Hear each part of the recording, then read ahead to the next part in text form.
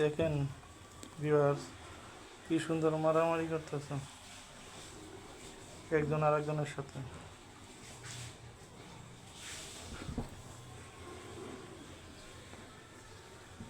দেখছেন? খাওয়া দাওয়া শেষ আর মারামারি শুরু। মনে আনন্দ থাকলে যা হয় আর কি। এই জন্য দেখছেন, মনে আনন্দ এসে গেছে, এখন একজনের সাথে আরেকজনের মারামারি করে।